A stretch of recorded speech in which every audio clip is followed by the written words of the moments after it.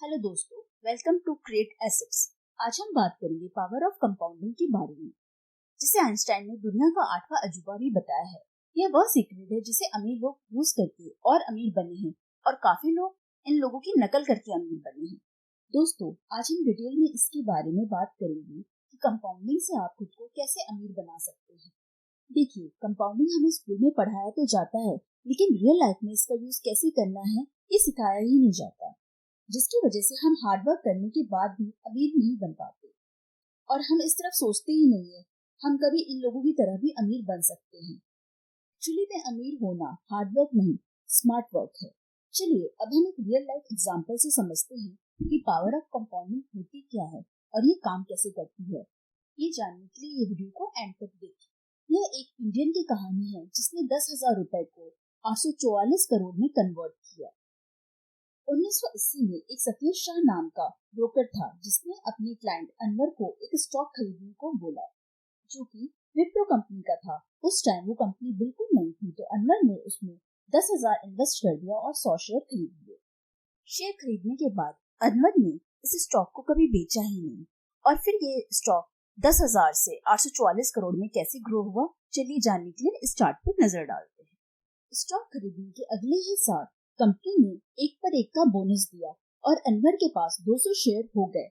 उसके 4 साल बाद कंपनी ने फिर से एक पर एक का बोनस दिया और फिर 1995 में एक पर एक का बोनस, 1997 में 2 पर एक का बोनस दिया।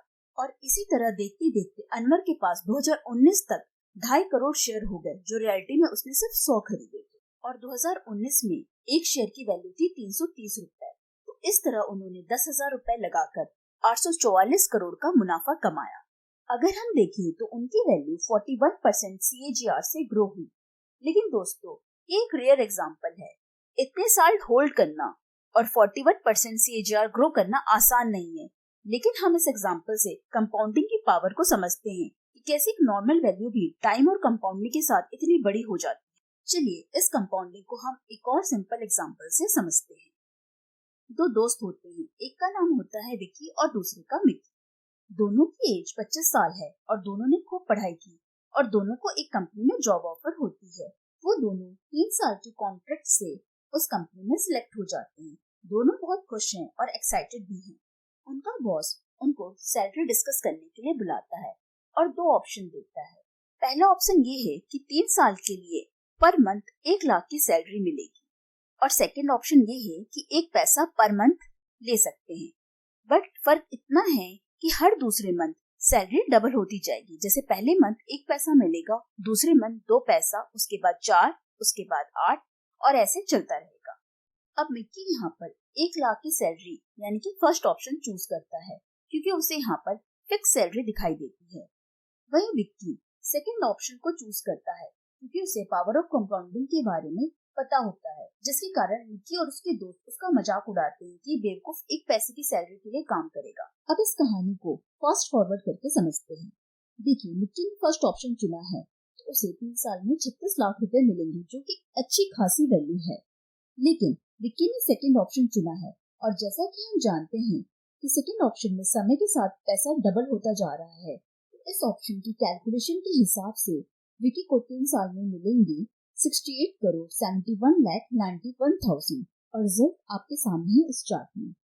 अगर हम इस चार्ट को गौर से देखें तो पहले महीने सैलरी तो सिर्फ 1 पैसे थी और लास्ट मंथ में इस अमाउंट की हाफ थी, जो कि 68 करोड़ हमें लास्ट मंथ में मिली है।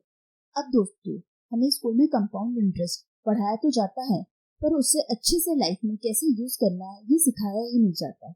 और जब हम स्कूल में पढ़ते हैं तो ये हमें बहुत मुश्किल लगता है।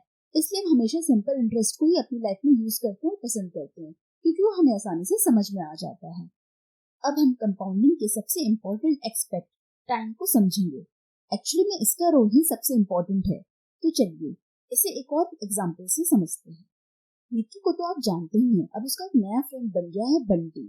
उन दोनों को जॉब करते हुए टाइम हो गया है। इस बार मिक्की अपनी पिछली गलतियों से सीख गया है और कंपाउंडिंग के बारे में उसे पता चल गया है, तो अपने दोस्त को कहता है कि चलो हम दोनों को कुछ पैसे इन्वेस्ट करने चाहिए।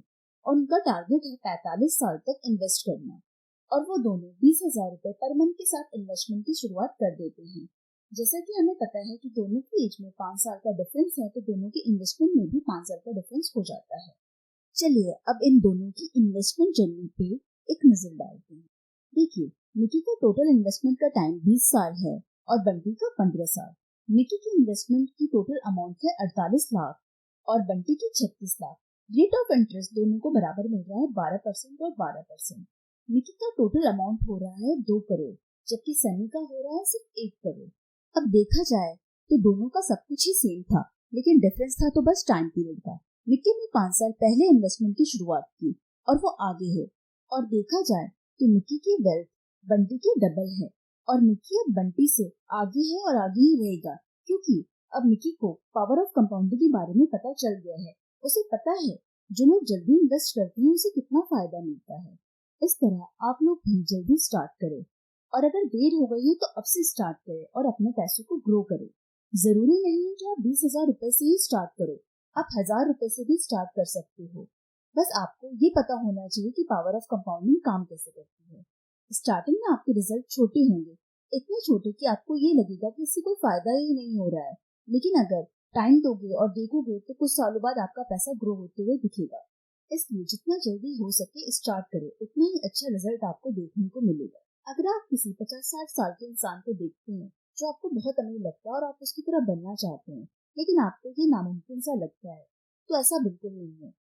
अभी आपकी एज बहुत कम है, अभी तो आपकी स्टार्टिंग है। हो सकता है जब आप उनकी उम्र में पहुंचे तो आप उनसे भी आगे निकल जाओ।